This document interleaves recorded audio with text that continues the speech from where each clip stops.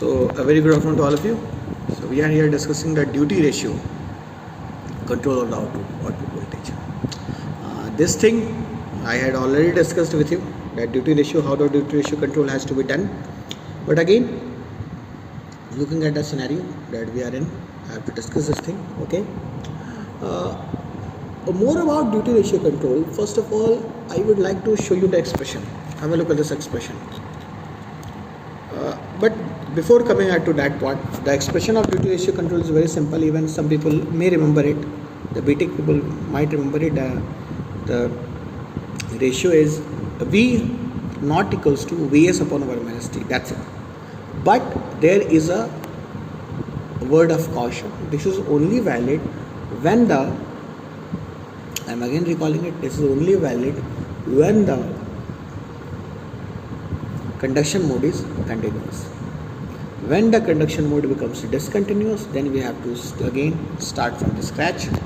This is out of the context of the present course, undergraduate course, but once I get time, I will definitely come back to it. Now, I would like to, one more thing that was left here was the analysis of capacitor current. You can see here that the capacitor current is from 0 to dt, it is negative, and this is nothing but C dV by dt. So dV by dt will have to be negative. Yes, current is negative, it means the slope of voltage across capacitor is negative. It means till this point, in this part I would like to, yes, here the capacitor will decrease. Okay, it will decrease and the slope will be C dV by dt like this. I will take the opportunity of using the paint and I will elaborate this thing. Wait a minute. Okay, so till this point I can show you this will be the capacitor current. Okay, this will the capacitor current. Okay, from, you can see that dV by dt is negative in this region. Okay, and what is, I will scroll it up. Yes, I think it is visible, and I can tell you the current was something like this. The current is this, upwards, and then it goes like this. Okay, again it goes like this, it is like this, goes to the peak, and again it decreases. Okay, and let me draw the zero axis. This is the zero axis line. Okay, so when it is negative, then I can very well say that when it is negative, then for sure it will be like this. From this region, that is from this region, it will be something like this. Yes, clear? So you can very well see from the above diagram that when the current is positive, that is in this region, have a look at this, in this region, when the current is positive, this is positive current, I think it should be like this. Yes, I will use this eraser. Where's the eraser? Where's the eraser?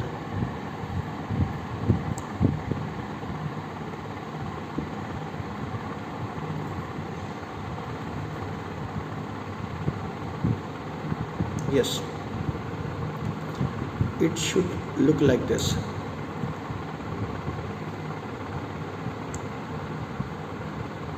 Yes, correct.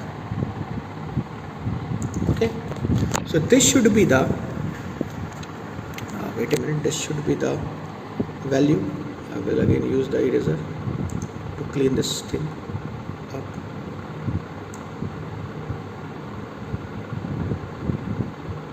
Now it's perfect. Yes, perfect. So this is the correct. Okay, so this is, I think, correct. So you can say that when the capacitor current is having a positive value, then C dV by dt, that is the dV by dt is automatically coming out to be positive. Okay, are you clear?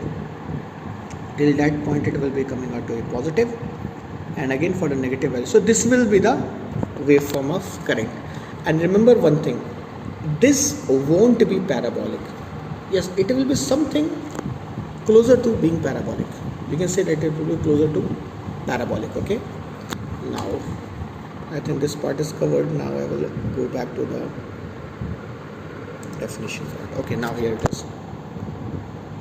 Again, once again, the IC I have already shown you. Okay, one more important thing was that the calculation of this thing, the midpoint, the calculation of this midpoint, this point, if it goes like this, I will show you the graph using again paint. It might be possible that it can be intersected, it can go like this. No. We don't have to select it, we have to select the pencil, and then I can draw it like this. Yes. Now this part, what will this length? This length needs to be calculated, and it can be easily calculated using the similar triangles principle. Okay, I think I have tried my best to show you the pros and cons of the converter. Now coming back to the DCM mode, look at this. The current will rise to a peak value and then it will decrease a little. A slight decrement is there. You can see it, you can observe it, that there is a decrement and finally it will go to T1. This is what I was referring to. It will rise from here, it will go to this value and it will decrease. So this portion will be the switch current. Okay, and now this portion will be the switch current. This is what? IS1. This is it. This will be the switch current. And the remaining portion will obviously pass through the diode. Because if you look at the power circuit diagram, then we can easily say that the remaining portion, this is, when the switch is not connected, then obviously the current will pass through diode. So we can easily obtain the circuit current of the diode. I think I am quite clear up to this point. Now coming back to the waveforms again. If the analysis is required, then we can easily do the analysis. We can easily get the area of these two triangles, and we can equate that area. We can get this area, okay, and divide that area by t. We can get this delta 1, this is delta 2, and this is dts. Delta 1, delta 2t, and then the things become quite easy for us. That's very easy. Okay, we can get delta 1, we can get delta 2, we can, because these all are in the forms of triangle and the area of triangles is very easy. Okay, now coming back to the duty ratio control, I have in the duty ratio control the formula will change. The formula will change for sure. It will now become beta Vs upon beta minus d. In the case of buck converter, it will be beta Vs.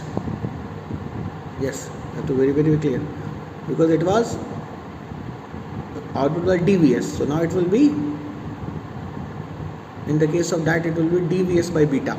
For buck converter, it will be dVs by beta, and the case of boost converter, it will become